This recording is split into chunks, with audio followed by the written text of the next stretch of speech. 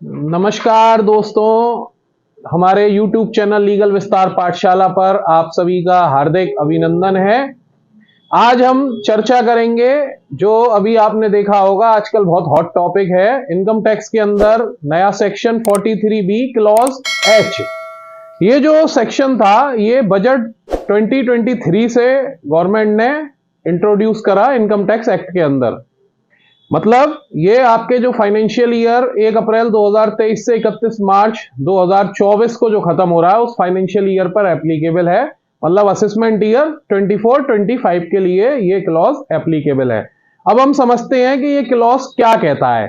43B clause H ये कहता है कि अगर आप अपने किसी भी सप्लायर से, सप्लायर हम किसको बोलते हैं जिससे आप माल परचेस करते हो, मतलब आप अगर ट्रेडिंग करते हो और उसमें आप माल खरीदते हो तो उस व्यक्ति को हम बोलते हैं सप्लायर, और वो हमारे लिए हो जाता है क्रेडिटर, मतलब लेनदार। उसे हमसे पैसे लेने होते हैं क्योंकि उसने हमें माल दिया होता है। अब इसमें जो प्रोविजन है वो ये है कि अगर सामने वाला जिससे आप परचेस कर रहे हो, मतलब आपका जो भी क्रेडिटर है, वो अगर एमएसएमई एक्ट के अंदर रजिस्टर्ड है माइक्रो एंटरप्राइजेस के रूप में या स्मॉल एंटरप्राइजेस के रूप में, मतलब मीडियम एंटरप्राइजेस को उन्होंने अभी इसमें छोड़ा हुआ है। अब आपको कैसे पता चलेगा कि आपका कोई भी क्रेडिटर एमएसएमई में रजिस्टर्ड है या नहीं है? तो दोस्तों, बहुत सारे लोग आज की डेट में एमएसएमई के अंदर रजिस्टर्ड हैं। बहुत लोगों ने तो अपने इनवॉइसेस के ऊपर भी अपना उद्यम रजिस्ट्रेशन नंबर लिख रखा है।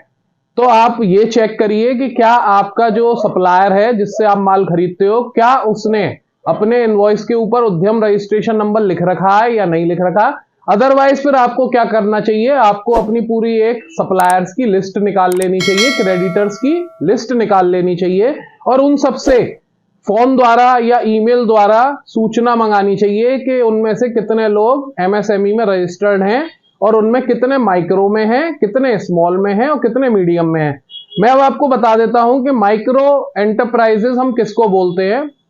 ऐसी कोई भी एंटरप्राइजेस जिसकी टर्नओवर 5 करोड़ रुपए तक हो या जिसका प्लांट एंड मशीनरी के ऊपर जो इन्वेस्टमेंट है वो 1 करोड़ रुपए से ज्यादा का ना हो। स्मॉल एंटरप्राइजेस हम किसको बोलते हैं, जिसका जो टर्नओवर है वो 50 करोड़ से ज्यादा ना हो और उसका प्लांट एंड मशीनरी पे जो इन्वेस्टमेंट है वो 10 करोड़ रुपए से ज्यादा का ना हो। मीडियम एंटरप्राइजेस अगर कोई है तो वो अभी इस सेक्शन के अंदर कवर नहीं होती है। अब आपको अपनी क्रेडिटर की लिस्ट निकालकर उसमें एमएसएमई को छांट लेना है। अब ये क्लॉज क्या कहता है, ये क्लॉज ये कहता है अगर मान लो आपका अपने क्रेडिटर के संग कोई एग्रीमेंट है, सपोज करो कि आप जब क्रेडिटर से माल खरीदते हो तो आपने उससे ये एग्रीमेंट कर रखा है कि भाई हम तुझे पेमेंट 60 दिन के अंदर करेंगे या 90 दिन के अंदर करेंगे। तो ये एमएसएमई का जो सेक्शन है ये कहता है कि साहब हम आपके उस एग्रीमेंट को नहीं मानते, आपको जो पेमेंट है वो 45 दिन के अंदर अंदर करना ही होगा, क्योंकि एमएसएमई एक्ट जो है उसके अंदर ये प्रावधान है कि अगर आप किसी भी सप्लायर से माल खरीदते हो तो उसका पेमेंट आपको 45 दिनों के अंदर करना होगा, अगर आपका कोई एग्रीमेंट है तो।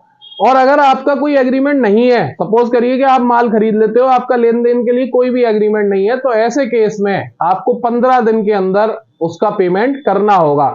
अब अगर आप ऐसा नहीं करते हो तो फिर क्या होगा दोस्तों, अगर आप अपने सप्लायर का पेमेंट 15 दिन या 45 दिन के अंदर नहीं करते हो तो वो पेमेंट आपको डिसअलाउ हो जाएगा। जब आप अपनी ऑडिट कराएंगे इस मार्च 24 के खत्म होने के बाद, जब आप अपने ऑडिटर के पास जाएंगे और वो आपकी ऑडिट करेंगे तो वो उस ऑडिट में आपके जितने भी ऐसे पेमेंट्स होंगे जो 45 दिन या 15 दिन के अंदर नहीं हुए होंगे उन सबको डिसअलाउ करके आपकी इनकम में उसको एड बैक कर देंगे और उस पर आपको इनकम टैक्स देना पड़ेगा।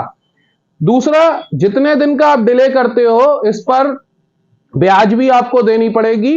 ब्याज कितनी हो सकती है, जो आरबीआई ने बैंक इंटरेस्ट नोटिफाइड कर रखी है उसके 3 गुना तक की ब्याज आपको इस पर देनी पड़ेगी और उस ब्याज की आपको खर्चों के अंदर छूट भी नहीं मिलेगी। तो दोस्तों, आपको क्या करना होगा, आपको क्या करना चाहिए, देखो अभी आपके पास समय है, अभी आपके पास समय है, क्योंकि अभी आपके बुक्स ऑफ अकाउंट क्लोज होने हैं 31 मार्च 2024 को।